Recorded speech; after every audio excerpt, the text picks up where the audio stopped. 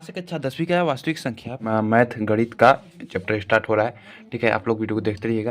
तो आज की इस वीडियो में प्रश्नावली 1.1 को समाप्त करेंगे। तो सबसे पहले स्टार्ट करने से पहले ना हम लोग जानते हैं कि वास्तविक संख्या असल में होती क्या है। तो देखो, वास्तविक संख्या अगर हम बोले ना तो सबसे भाषा में अगर सरल बोले ना, परिमेय तथा अपरिमेय संख्याओं के समूह को हम लोग वास्तविक संख्या कहते हैं। अगर हम लिख के दिखाएं तो अगर हम इसको लिखो तो परिमेय तथा अपरिमेय संख्याओं के समूह को वास्तविक संख्या कहते हैं। अब आप लोगों के मन में आ रहा होगा कि परिमेय संख्या क्या होती है, अपरिमेय संख्या क्या होती है। तो चलो अब इसको भी थोड़ा क्लियर कर देते हैं ताकि आप लोगों को सवाल लगाते समय कोई भी डाउट ना रहे। तो अगर हम बात करें परिमेय संख्या की, तो देखो ये वे संख्याएं होती हैं जिनको हम पी बटे क्यू के रूप में लिख सकते हैं। अर्थात वे संख्या जिनको पी बाई क्यू के रूप में लिखा जा सकता है। ठीक है, पी बाई क्यू के रूप में हम इसको लिख सकते हैं, अर्थात व्यक्त कर सकते हैं। इन सारी संख्याओं को हम बोलते हैं परिमेय संख्या।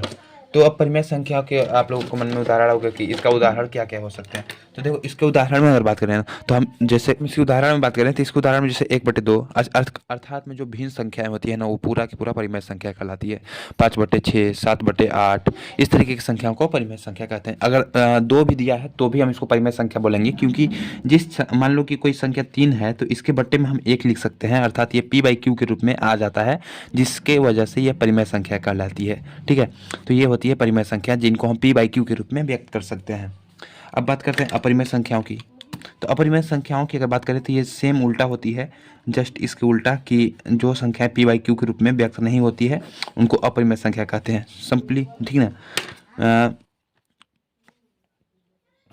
और एक बात याद रखिएगा, पी बाई क्यू के रूप में हम परिमेय संख्याओं को लिख तो सकते हैं, लेकिन इसके मतलब क्यू बराबर 0 नहीं होना चाहिए, मतलब कि क्यू नॉट इक्वल टू 0 होना चाहिए। ठीक है, क्यू नॉट इक्वल टू 0 होना चाहिए। अगर 0 आ जाएगा तब तो सारा गड़बड़ हो जाएगा और ये जो मान है ये सब पॉइंट में आ जाएंगे और इन्फिनिटी हो जाएंगे। ठीक है, इस तरीके से हमको ध्यान रखना है कि पी और क्यू तो पूर्णांक हैं, लेकिन क्यू नॉट इक्वल टू 0 होना चाहिए। यहाँ पर कंडीशन ये है कि क्यू नॉट इक्वल टू 0 हो। ठीक है, इसमें भी हम इस परिमेय अपरिमेय संख्या में तो हम क्या करते हैं कि वे संख्या जिनको पी बाई क्यू के रूप में नहीं लिखा जा सकता, वे संख्या जिनको पी बाई क्यू के रूप में नहीं लिखा जा सकता अपरिमेय संख्या कहलाती है। इसके अगर उदाहरण की बात करें तो इसके उदाहरण में हम रूट में जितनी भी संख्याएं आती है, √2, √3, √2, √3 इस तरीके की संख्याएं को हम अपरिमेय संख्या कहते हैं। अगर आप लोगों से पूछा जाए कि 22/7, तो 22/7 एक कॉमन सा एक मतलब ट्रिकी क्वेश्चन है। तो 22/7 मतलब होता है पाई, और पाई हमेशा जो है एक अपरिमेय संख्या होती है, तो इसमें आप लोग कभी गलती मत कीजिएगा। ठीक है, 22/7 अर्थात पाई अपरिमेय संख्या होती है, इसका जो मान होता है अशांत चलते रहता है। ठीक है, इस तरीके के। अब हम लोग वास्तविक संख्याएं परिमेय अपरिमेय जान चुके हैं, तो चलिए अब प्रश्नावली पर जाते हैं। और जैसे जैसे हमको मतलब लगेगा कि अब बताना चाहिए, तो उससे पहले पहुँचे प्रश्नावली पर एक और क्वेश्चन, मतलब एक और टॉपिक है यूक्लिड विभाजन परिमेयिका। तो यूक्लिड विभाजन, तो देखिए यूक्लिड विभाजन परिमेयिका जो है ना वो बहुत सी सिंपल टॉपिक है। इसी पर बेस्ड पूरा की पूरा प्रश्नावली है हमारा। प्रश्नावली 1.1 पूरा इसी पर बेस्ड है। तो इसको चलिए जानते हैं। अगर सिंपल भाषा में बोले ना तो कि दो धन पूर्णांक होते हैं, ठीक ना, धनात्मक पूर्णांक होते हैं ए और बी। उनके लिए जो एक इक्वेशन हमें प्राप्त हुआ है, यूक्लिड जी ने उनको बताया कि क्या होता है कि A equal to B Q plus R होता है। अर्थात ए बोले तो भाज्य, ये तो आप लोग जानते होंगे। बी बोले तो भागफल, सॉरी भाजक, बी बोले तो भाजक। और यदि क्यू बोले तो भागफल, और प्लस आर मतलब शेषफल। सिंपल अगर बताएं तो जैसे कि हम अगर 2 को 4 से डिवाइड करते हैं तो हमें यहाँ पर 2 प्राप्त होता है और यहाँ पर 4 अर्थात 0 प्राप्त होता है। तो हम इसमें बोलेंगे ये है भाजक, सॉरी भाजक, और ये है भाज्य, ये है भागफल, और ये है शेषफल।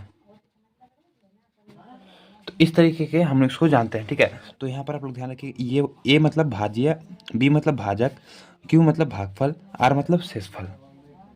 इसमें एक कंडीशन होती है कि यहाँ पर 0 जो है ना वह हमेशा क्या होता है कि आर से हमेशा छोटा होता है। ठीक है, तो 0 हमेशा आर से छोटा होगा या फिर बराबर हो सकता है, अर्थात 0 शेषफल के बराबर होता है या फिर छोटा होता है।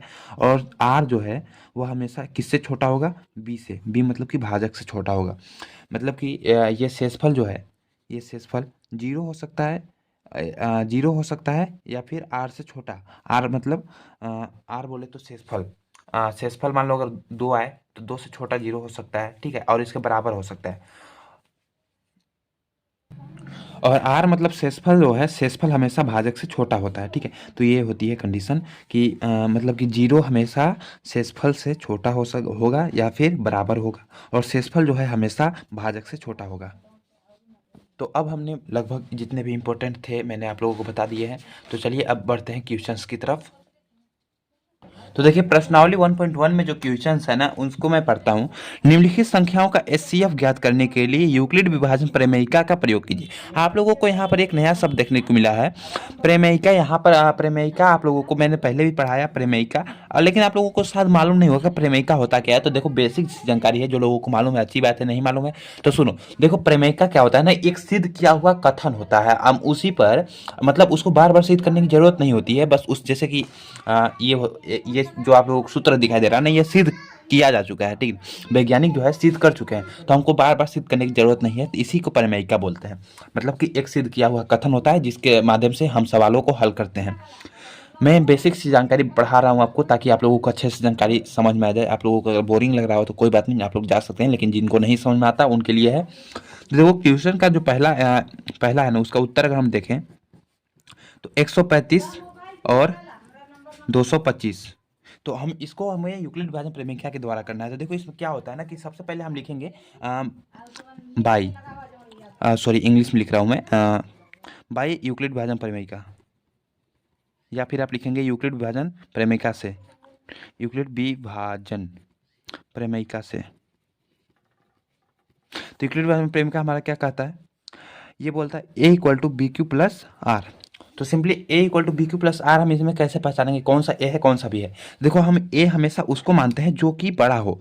देखो ए मानेंगे हम किसको, इसमें से बड़ा कौन सा लग रहा है आपको, 135 की 225, 225 एब्सोल्युटली 225 जो है इसके से बड़ा है, तो हम मानेंगे 225 बड़ा है, तो इसको मानेंगे ए। और बी किसको मानेंगे, जो छोटा है, तो छोटा कौन सा है 135, तो हम इसको मानेंगे बी। अब सिंपली ए मतलब कि 225। अब हम सिंपली इसको तुलना कर देंगे, तो देखो ए मतलब कि 225, तो हम यहाँ सिंपली लिखेंगे क्या, 225, 225 बराबर में बी मतलब कि 135 plus sorry into q plus are. तो अब हम लोग क्या करेंगे, इसमें से हमको कैसे करना है, सिंपली आप क्या कीजिए 225 में 135 का भाग कर दीजिए, जिसकी वजह से हमारा ये भागफल और शेषफल दोनों ही ज्ञात हो जाएंगे।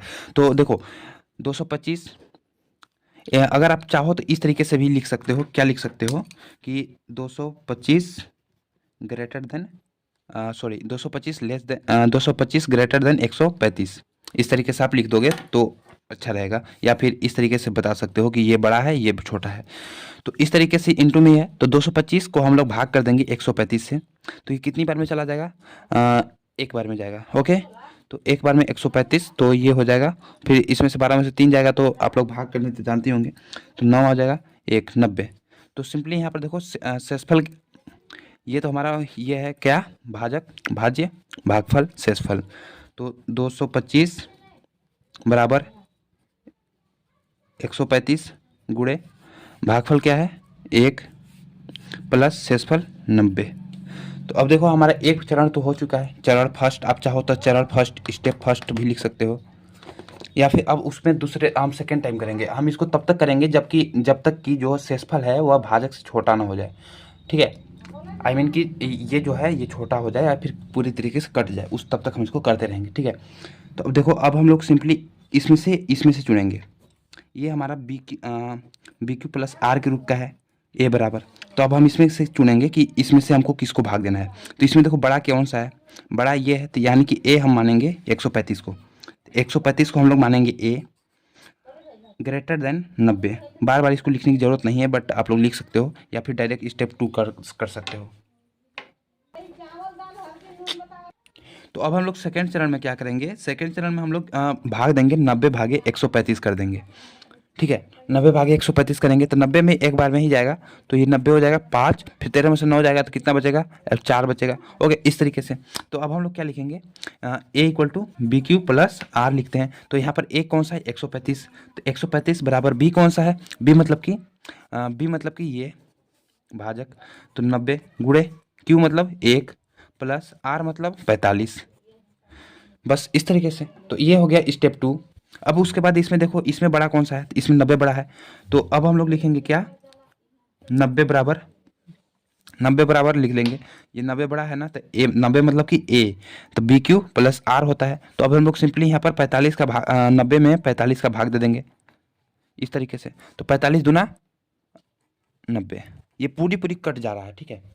तो यहाँ पर हम लोग क्या लिखेंगे, 45 गुणे 2 प्लस 0। जब तक शेषफल 0, यहाँ पर देखो मैंने क्या बोला था, शेषफल 0 आ जाए तो हम उसको रोक देंगे। तो यहाँ पर शेषफल 0 आ चुका है, तो इसका मतलब, तो हमको क्या बोला था कि ये एचसीएफ ज्ञात करना है यूक्लिड विभाजन प्रमेय के द्वारा। तो जो हमारा ये जो आपको ये भाजक आया है ना लास्ट में, जिससे हम इसका विभाजित हुआ है, तो यहाँ पर यही इसका आंसर हो जाएगा 45, ठीक है। तो हम इस तरीके से लिखेंगे।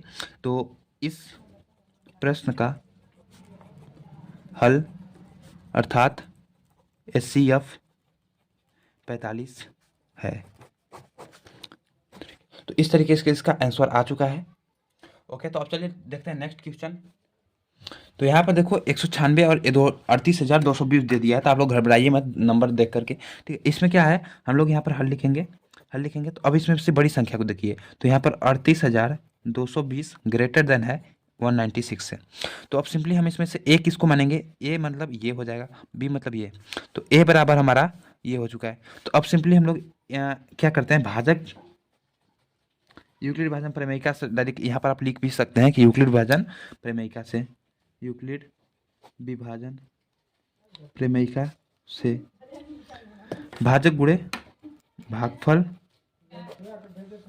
भाजक गुणे भागफल गुणे भाजक बराबर भागफल गुणे भाजक प्लस शेषफल, इस तरीके से। तो अब हम लोग सिंपली यहाँ से क्या करेंगे, भाग दे देंगे 196 भागे 38,220 भागे 196, ठीक है। इस तरीके से हम इसका भाग दे देंगे, तो सिंपली इसका जो है हम इसमें पुट कर देंगे, और यहाँ पर अगर शेषफल 0 आ जाएगा तो हमारा आंसर निकल जाएगा। तो सिंपली हम इसको देखो 196 से जब भाग देंगे इसमें, तो क्या आ जाएगा, सबसे पहले तो इसको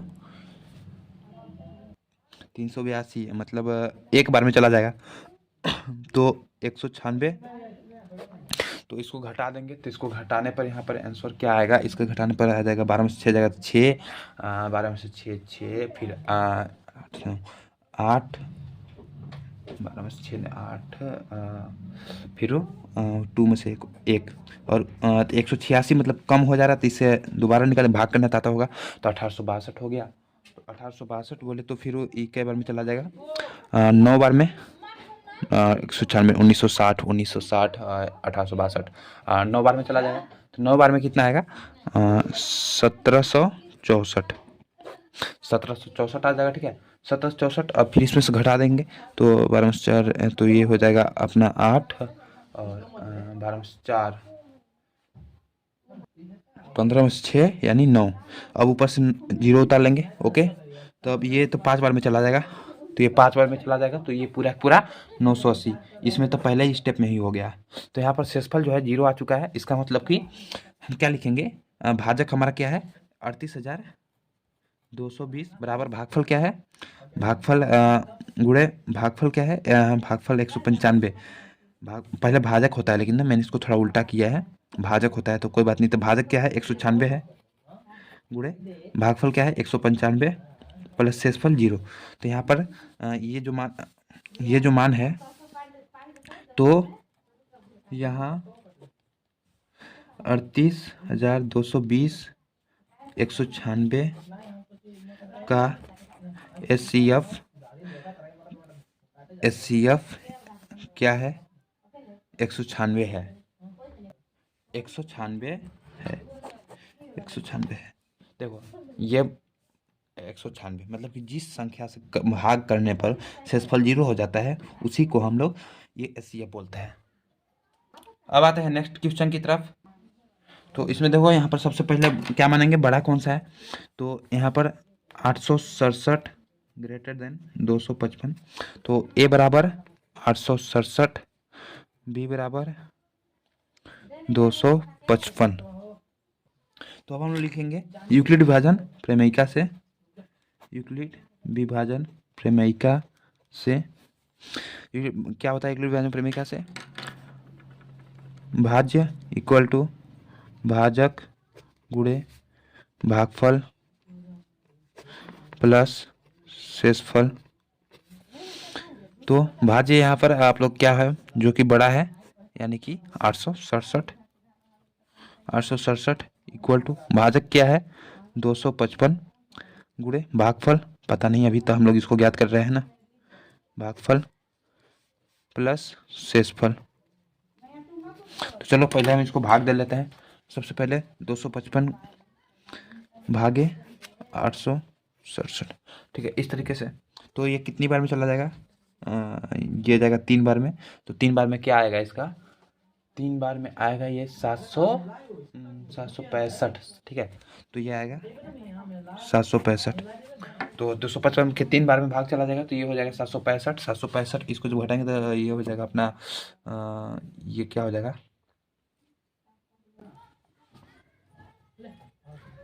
ये हो जाएगा 102, ठीक है, 102। अब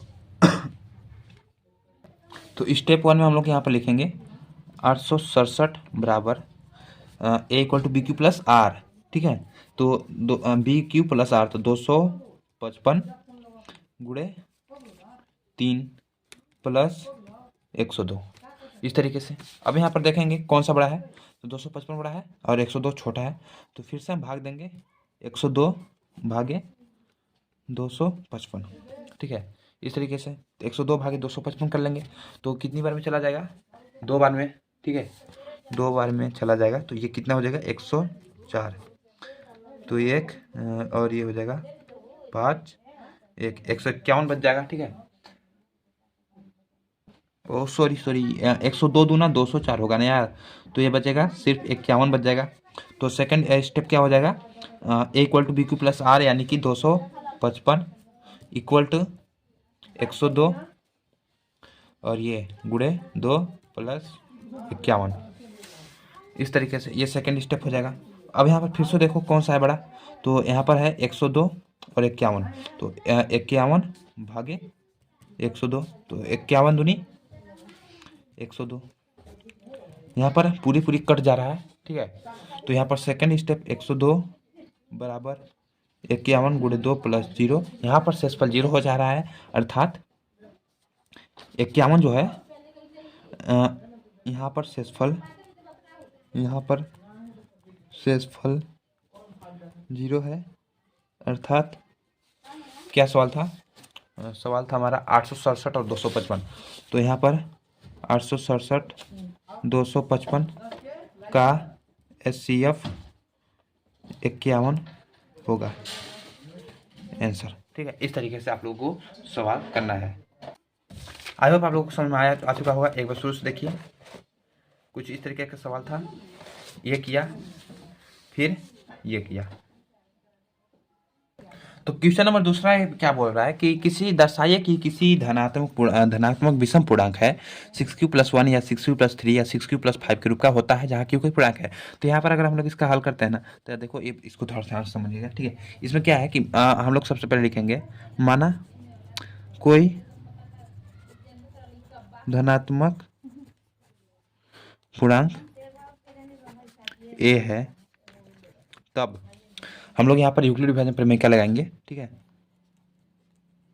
यूक्लिड विभाजन प्रमेयिका से। यूक्लिड विभाजन प्रमेय क्या है हमारा, a equal to B Q plus r, अर्थात भाज्य इक्वल टू भाजक गुणे भागफल प्लस शेषफल, ये है, ठीक है। तो हम लोग यहाँ पर अगर हम लोग यहाँ पर क्वेश्चन देखें, तो यहाँ पर क्या बोल रहा है 6q+1 6q+3। तो अगर मान लो 6q+1 को हम यहाँ पर अगर मान लो साइड में अगर हम रखते हैं 6q+1, तो यहाँ पर अगर हम तुलना करते हैं इससे, तो अगर हम a बराबर इसको रखते हैं, तो यहाँ पर ये जो है ये क्या है, ये भाजक है, ठीक है। तो यहाँ पर 6 है, यानी कि 6 क्या है, भाजक। तो हम लोग यहाँ पर 6 को भाजक मानेंगे। तो a equal to 6q plus are.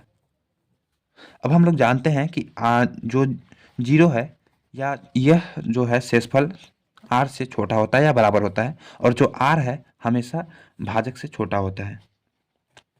r जो हमें हमेशा b यानी कि भाजक से छोटा होता है। तो अगर यहाँ पर b जो है, b मतलब कि भाजक 6 है, तो r क्या होगा, 6 से छोटा होगा। तो 6 से छोटा क्या क्या हो सकता है, 6 से छोटा अगर बोले तो हमारा 0 हो सकता है, 1 हो सकता है, 2 हो सकता है, 3 हो सकता है, 4 हो सकता है, 5 हो सकता है। ठीक है, 0 1 2 3 4 5 यही हो सकता है ना भाई। 6 से छोटा मतलब कि 0 1 2 3 4 5। तो बस इसी तरह हम इसको इक्वेशन नंबर 1 मान लेंगे, समीकरण 1। ठीक है, समीकरण 1। तो समीकरण 1 में a equal to BQ 6q plus r हो जाएगा। तो अगर हम लोग बारी बारी से r का मान पुट कर दें, मतलब कि यहाँ पर r बराबर क्या हो जाएगा, 0 1 2 3 4 5 इस तरीके से। तो a इक्वल टू 6q, तो 6q प्लस r की जगह पर 0 हम लोग यहाँ पर लिख देते हैं कि when r equal to 0, 6q plus r मतलब कि 0, a इक्वल टू 6q हो जाएगा। a इक्वल टू 6q, इस तरीके से हम इसको थोड़ा अंडरलाइन कर दे रहे हैं ताकि थोड़ा अच्छा रहे। एक वैल्यू है मान लो ये। अब अगर हम लोग रखते हैं वेन इक्वल, ये तो हमारा हो चुका है। अब हम एक लिखते हैं, when a equal to sorry r equal to 1। तो वेन आर इक्वल टू 1 होगा तो क्या होगा, A equal to 6q plus R, R मतलब 1। ठीक है, आर मतलब 1, तो यहाँ पर ए क्या हो जाएगा, 6q प्लस 1 हो जाएगा। ठीक है, तो ये एक वैल्यू आ गया हमारा। अब हम अगर निकालें वेन, यहाँ पर कर देते हैं when r equal to 2। When r equal to 2 हो जाएगा तो क्या होगा, वेन आर इक्वल टू 2 यानी कि A equal to 6q plus R, R की जगह पर 2, आर की जगह पर 2, तो ये हो जाएगा 1। अब हम अगर वेन आर इक्वल टू 3 रखे तो A equal to 6q plus R equal to 3, तो एक मान ये हो जाएगा हमारा। अब हम लोग when r equal to 4, when r equal to 4 तब ए इक्वल टू 6q प्लस 4। अब हम when r equal to 5, then a equal to 6q plus 5। समझ में आ रहा होगा आई होप, जहाँ तक मुझे लग रहा है। ठीक है, तो ये हो जाएंगे ए इक्वल टू 6q प्लस 5। अगर नहीं समझ में आ रहा तो एक बार वीडियो को रिवाइंड कीजिए और फिर से देखिए, थोड़ा समझ में आ जाएगा। तो अब हम लोगों से पूछा है कि दर्शाइए कि कोई धनात्मक विषम पूर्णांक 6q, विषम बोले तो जो कि 2 से विभाजित ना हो। तो इसमें से अगर हम लोग इसको देखें a इक्वल टू 6q, तो अगर हम देखें a इक्वल टू 6q, तो ये तो 2 से कट जा रहा है। ठीक है, 3 बार में, तो ये तो आ, इसका, लेकिन इसका कोई हम लोगों को इसमें नहीं लेना है क्वेश्चन में। देखो ये 2 से कट रहा है अर्थात ये सम है, तो इसको तो हम लोग नहीं लेंगे ना। हम लोग यहाँ पर क्या ज्ञात करना है, विषम पूर्णांक का होता है, मतलब कि जो 2 से न कटे उसका रूप दिखाना है। तो ये कट रहा है अर्थात ये सम है। तो उसके बाद अगर हम लोग देखें, चेक करते हैं a equal to 6q plus 1। अब यदि a equal to 6q plus 1, अगर आप लोग एग्जाम में लिख रहे हो तो मैंने जैसे जिस तरीके से ऐसे लिखा है ना, इधर को आप लोग मत लिखना, सीधे लिखते जाना। एग्जाम में आप जब जाओगे तो आंसर शीट मांग मांग के लिखते रहना, लाइन बाय लाइन, इस तरीके से नहीं। तो अगर a equal to 6q plus 1 करे तो ये देखो, अगर हम इसको 2 से काटने की कोशिश करते हैं तो ये पूरे पूरे नहीं कटेगा, 3 आ जाएगा, 3q प्लस 1/2 आ जाएगा। लेकिन ये पूरे पूरे नहीं कट रहा है अर्थात ये है विषम, ये विषम है। उसके बाद यदि a equal to 6q plus 2, 6q plus 2, तो ये देखो 2 से ये कट जा रहा है, तो ये सम है।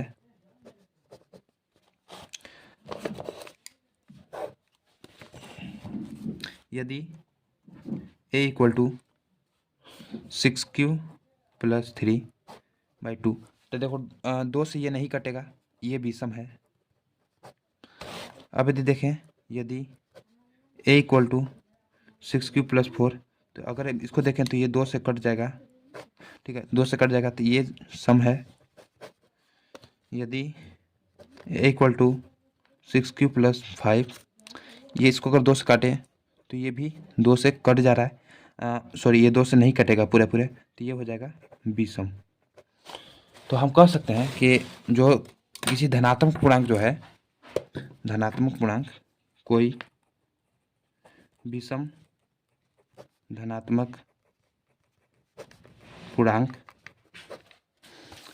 6q plus 1, 6q plus 1, 6q plus 3, 6q plus 5 के रूप का होता है। इस तरीके से एक क्वेश्चन का हल होगा। आई होप आप लोगों को समझ में आया होगा। अब चलिए नेक्स्ट क्वेश्चन देखते हैं। तो देखो अगला क्वेश्चन क्या बोल रहा है, किसी परेड में 616 सदस्यों वाली एक सेना 616 सदस्यों वाली एक सेना आर्मी की टुकड़ी को 32 सदस्यों वाले एक आर्मी बैंड के पीछे मार्च करना है। दोनों समूहों को समान संख्या वाले स्तंभों में मार्च करना है। उन स्तंभों की अधिकतम संख्या क्या होगी जिसमें वह मार्च कर सकता है। अधिकतम संख्या बोले तो एससीएफ में हाईएस्ट जो वैल्यू होता है उसी को हम लोग मतलब अधिकतम संख्या बोलते हैं, ठीक है। एससीएफ मतलब महत्तम समापवर्तक, इसका ज्ञात करना है, ठीक है। इस तरीके से हम इसको ज्ञात कर सकते हैं। इसको आप चाहो तो 2 तरीकों से ज्ञात कर सकते हो, एक तो यूक्लिड विभाजन प्रमेय से, एक और आप जो बचपन से पढ़ते आ रहे हो महत्तम समापवर्तक से। तो चलिए हम यूक्लिड विभाजन प्रमेय से इस सवाल को कर करके दिखाते हैं, ठीक है। ओके, सबसे पहले लिखेंगे हल।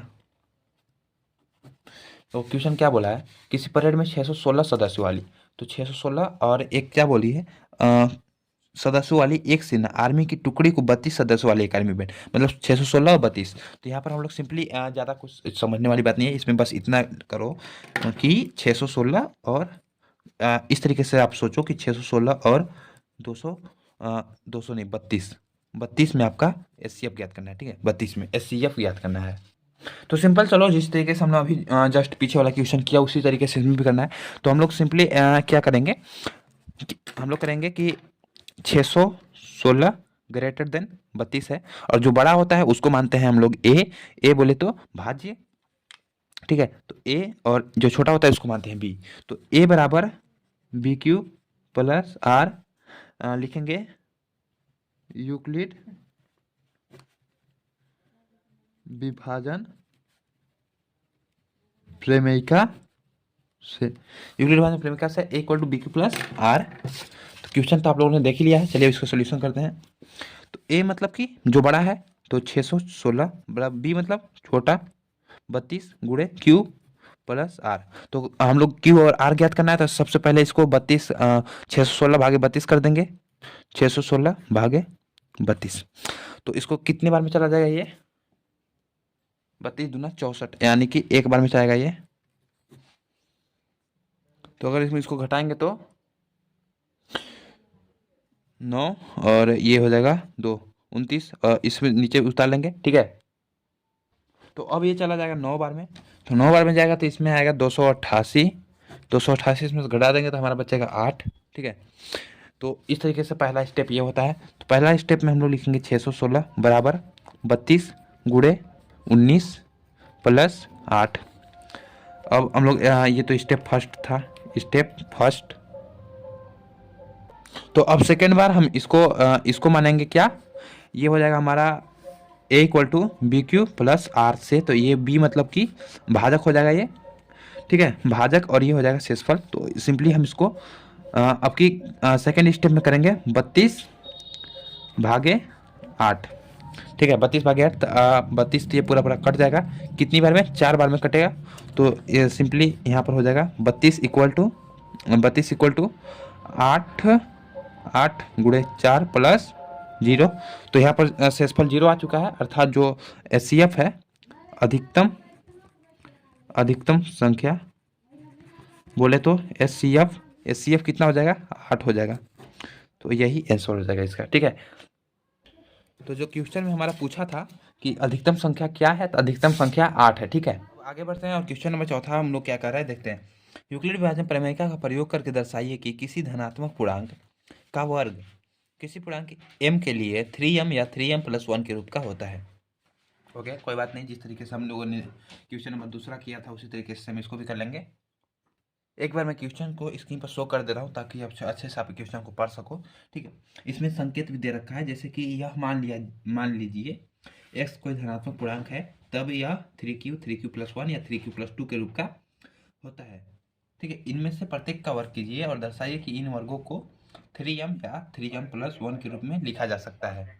तो क्वेश्चन अच्छे से पढ़ लीजिए और चलिए क्वेश्चन को लगाते हैं, मतलब कि सवाल लगाते हैं। ठीक है, तो सबसे पहले लिख लेंगे हम क्या, हल। क्वेश्चन के अकॉर्डिंग हम लोग क्या लिखेंगे, माना कोई धनात्मक पूर्णांक a है, धनात्मक पूर्णांक a है, तब यूक्लिड विभाजन परिमेयिका से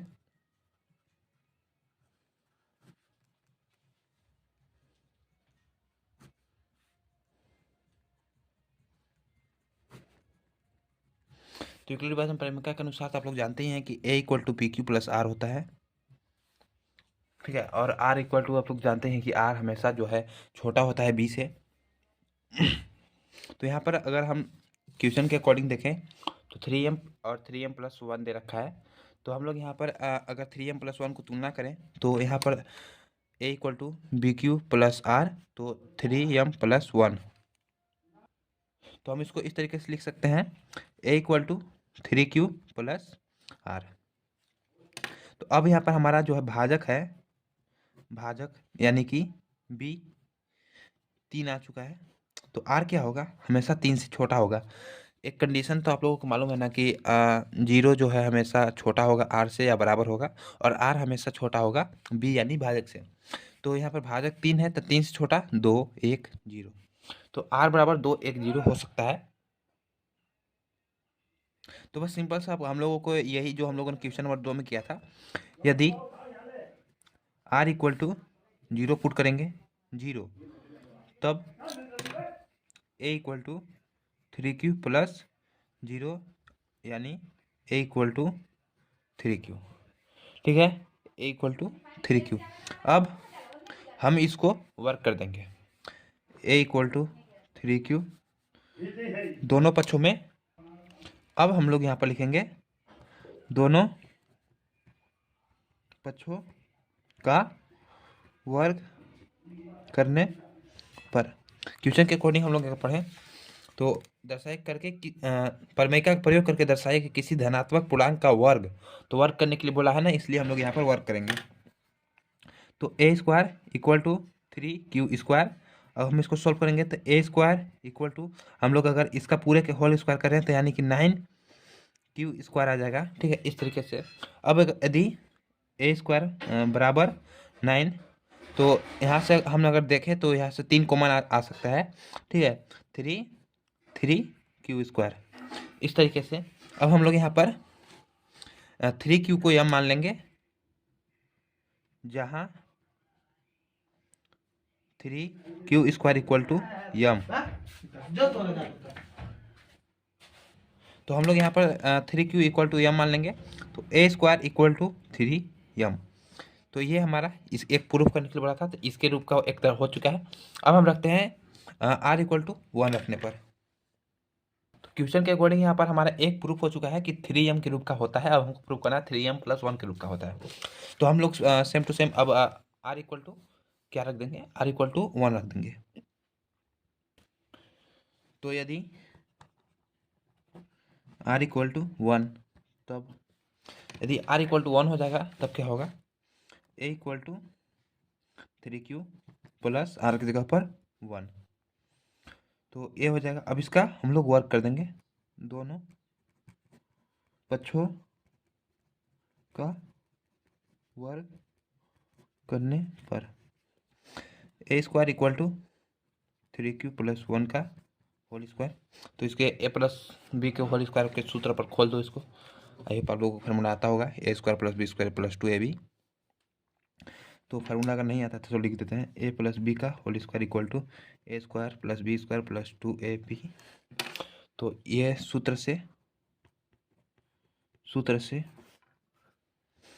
तो 3q² + 1 + 2ab, तो 3 क्यू 3 क्यू स्क्वायर। तो इसका अगर हम लोग इस तरीके 3 3 9 हो जाएगा, तो 9 क्यू स्क्वायर,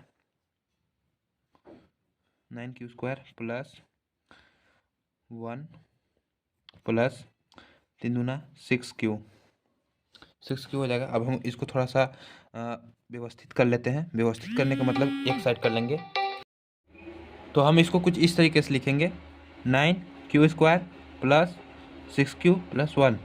अब अगर हम लोग देखें तो यहाँ से इसमें से हमको कॉमन आ जाएगा। इसमें से क्या कॉमन आएगा? 3 कॉमन आ जाएगा, ठीक है। तो यहाँ से हम लोग 3 कॉमन ले लेंगे। कॉमन लेने तो आता होगा यार, अगर कॉमन लेने नहीं आता है तो चैनल पर वीडियो पड़ी होगी, ठीक ना, आप लोग जाकर देख लेना एक बार, कॉमन कैसे, उभयनिष्ठ कैसे लें या फिर कॉमन कैसे लें। तो कॉमन में एक्चुअली यहाँ भाग दे देते हैं और जितना आता है उसको लिख देते हैं, भाग ही करने को कॉमन लेना कहते हैं। तो इसमें से 3 कॉमन आएगा, तो 3 3 की 3 9 होता है, तो 9 क्यू स्क्वायर प्लस इसमें से क्या कॉमन ले 3 कॉमन आएगा, तो 3 दूना 2 क्यू प्लस 1।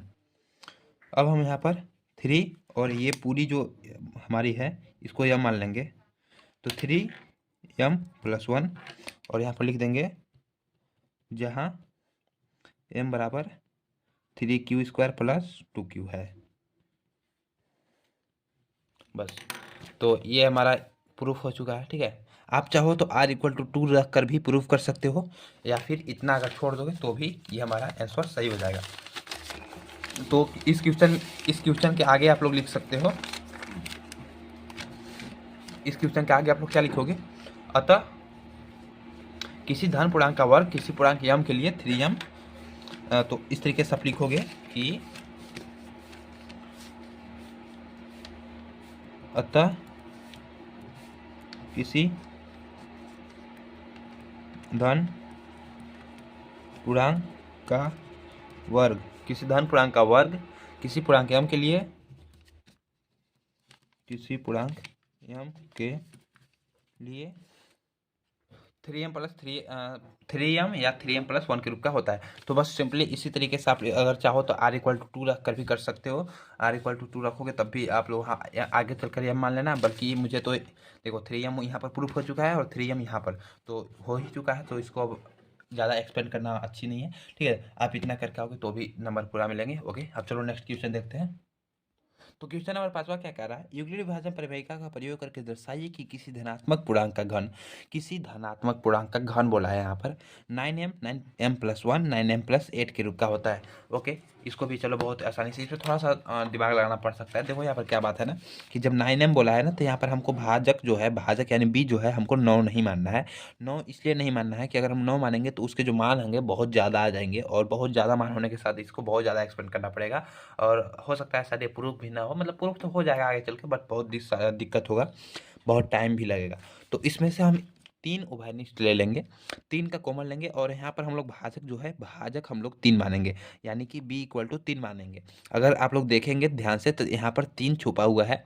3 गुणे 3 के रूप में हम इसको लिख सकते हैं, 9 को 3 गुणे 3 के रूप में लिख सकते हैं, 3 गुणे 3।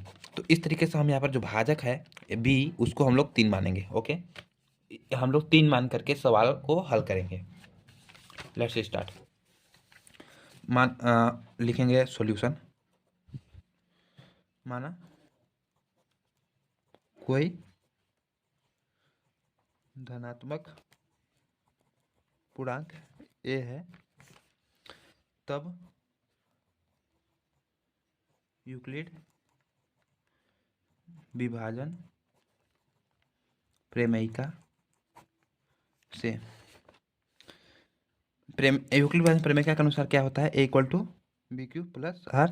तो हम लोग यहाँ पर b जो है, b बराबर 3 माने हैं, तो a=3q+r, और r का मान क्या होगा? b से छोटा। तो b से छोटा क्या हो सकता है? b से छोटा हो सकता है 2 1 0। तो यहाँ पर हम लोग लिखेंगे a=3q+r जब, यदि, इसको छोड़ो, यदि और जब लिखना, वेन r=0, वही बात थी, बट मैंने काटा क्यों मुझे भी समझ नहीं आ रहा। चलो कोई बात नहीं, होता है। अब हम यहाँ पर सिंपली आर का मान पुट कर देंगे। तो A equal to 3q plus 0, R equal to 0 लिख देंगे, तो बराबर ए इक्वल टू 3q। अब यहाँ पर लिखेंगे क्या, क्वेश्चन के अकॉर्डिंग धनात्मक पूर्णांक का घन करना है, तो हम लोग सिंपली यहाँ पर लिखेंगे दोनों पक्षों का घन करने पर ए क्यू इक्वल टू 3q का क्यू। तो ए क्यू इक्वल टू 3 3 27 होगा, ठीक ना। 3 3 9 3 27, 27 क्यू क्यू, ठीक है। तो क्वेश्चन के अकॉर्डिंग 9 का होता है। तो यहाँ पर आप लोग अगर देखो तो ए क्यू इक्वल टू 27 को हम लिख सकते हैं 9 3 क्यू। यहाँ से 9 कॉमन लिया जा सकता है ना, 9 3 27, तो 9 क्यू के रूप में लिख सकते हैं। तो ए क्यू इक्वल टू 9 और 3 क्यू को एम मान लिया लेंगे हम लोग, ठीक है। 3 क्यू को हम लोग इसको मानेंगे एम, लिखेंगे जहाँ एम इक्वल टू 3q, इस तरीके से। ओके, अब आगे बढ़ते हैं। तो एक तो हमारा प्रूफ हो चुका है, अब हमको बताना है 9m+1 का होता है। तो अब हम लोग करेंगे क्या, वेन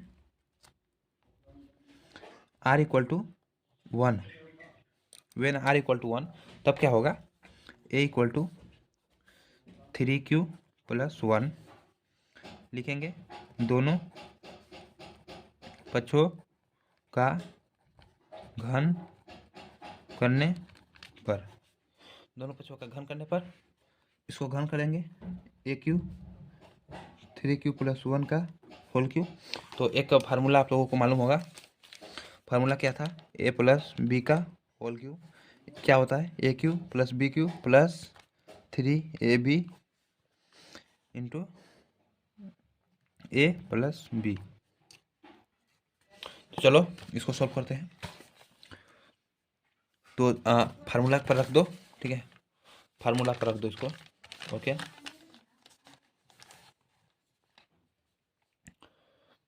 फार्मूला के अकॉर्डिंग 3q प्लस 1, 1 का क्यू करोगे तो 1 ही आएगा, प्लस 3ab, 3 गुणे 3q 1, a plus B 3q plus 1।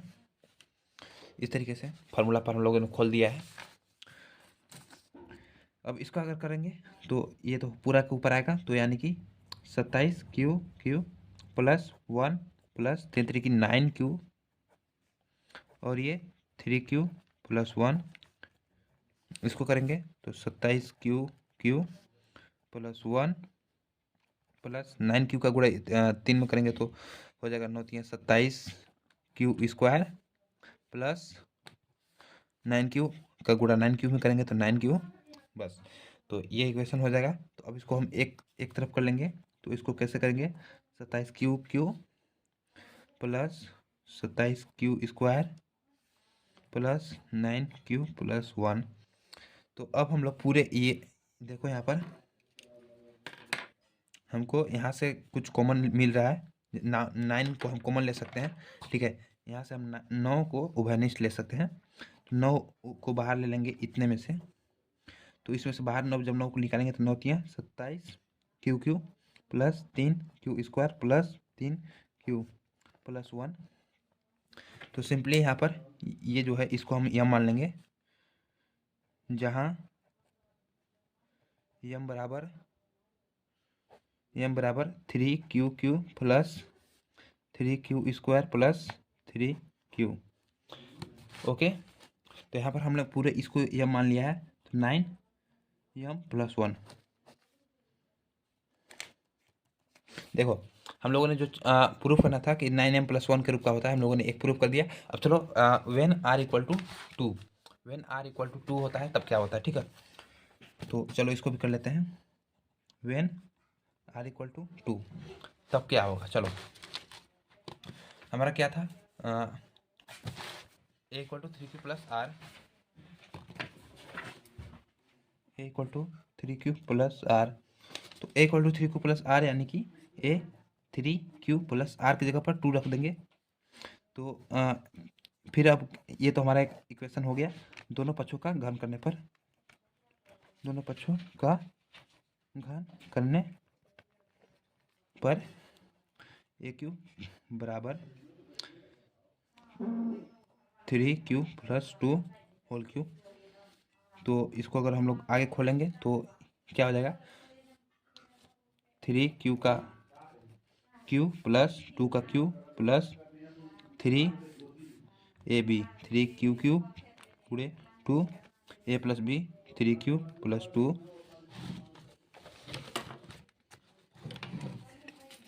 कुछ इस हम लोगों ने इसको सूत्र पर खोला है, ठीक ना। ये जो आप लोगों को सूत्र दिखाया था ना, सिंपली इस सूत्र पर हम लोगों ने खोला है, तो ज़्यादा इसमें दिक्कत नहीं होगा, ठीक ना। आप लोग भी खोलेंगे तो सेम टू सेम इस लिख देंगे। तो 3q का जब हम लोग होल स्क्वायर करेंगे तो क्या हो जाएगा, 3 3 27 हो जाएगा, इसका 27q प्लस इसका 8 हो जाएगा, प्लस 3 3 9q और 3 दूना 6 और 36 18q और 3q प्लस 2। आगे चलते हैं, इसको सॉल्व करते हैं, ठीक है। 27q, अब हम लोग इसको 27q प्लस 8 प्लस 18 इसका हम लोग मल्टीप्लाई कर देंगे इसमें। तो 18 तियाँ 54, तो 18 तियाँ 54 और q है तो q का इस होल स्क्वायर प्लस 18q दूना 18 दूना 36, तो 36q हो जाएगा। ये 54 है, 54, ठीक ना, 54 54। अब इसको हम लोग सुव्यवस्थित कर लेते हैं। सुव्यवस्थित मतलब ऑर्डर से लगा लेते हैं, सजात एक तरफ कर लेते हैं, ठीक ना। तो 27q plus 54q square plus 36q plus 8। यहाँ से कुछ कॉमन मिल रहा है आपको, हाँ एब्सोल्युटली, यहाँ से इसमें से कॉमन आपको दिखाई दे रहा होगा 9। तो 9 को हम लोग कॉमन ले लेंगे, 9 बाहर आ जाएगा, तो 9 तियाँ 27q प्लस इसमें से 9 कॉमन आएगा तो 6q प्लस इसमें से कॉमन आएगा तो 4q प्लस 8। अगर हम लोगों ने 9 कॉमन लिया है, एक बात आप लोग देखो जब कॉमन लेते हैं ना तो उसके बाद जब हम इसमें मल्टीप्लाई करेंगे तो सेम चीज़ यही प्राप्त हो जाएगा। जैसे 9 तियाँ 27, तो 27 आ गया, 9 6 54 54 आ गया, 9 चौके 36 36 आ गया। ओके, बताना जरूरी समझता हूँ ताकि अगर किसी को समझ ना आए तो वह ये ना कहे कि मुझे समझ नहीं आया, इसलिए अच्छा है मैं खुद बताते चलूँ, आप लोग का भी रिवाइज हो जाए। ओके, अब यहाँ पर सिंपली ये जो चीज़ें हैं ना इनको हम लोग ये मान लेंगे, जहाँ क्या लिखेंगे, जहाँ M equal to 3q plus 6q square plus 4q है। तो बस उसके बाद 9, इसको तो हम लोगों ने यम मान लिया, तो यम प्लस 8। फाइनली ये हमारा प्रूफ हो गया है। अब हम कह सकते हैं कि अतः किसी धन पूर्णांक का घन किसी पूर्णांक यम के लिए, किसी पूर्णांक यम के लिए 9m प्लस 1 या 9m प्लस 8 के रूप का होता है। तो फाइनली ये क्वेश्चन आप लोगों को अच्छे से समझ आए होंगे, नहीं आए होंगे तो वीडियो को रिपीट करके देखते रहिए, अच्छे से समझ में आ गए होंगे। इस तरीके से प्रश्नावली 1.1 खत्म होते हैं। अब अगले दिन प्रश्नावली 1.2 और 1.3 एक साथ खत्म करा दिया जाएगा और लगभग आपका ये चैप्टर खत्म हो जाएगा आने वाले 2 दिनों में। ओके, तो इस तरीके से आप देखते रहिए और लाइक कीजिए, सब्सक्राइब। Thank you.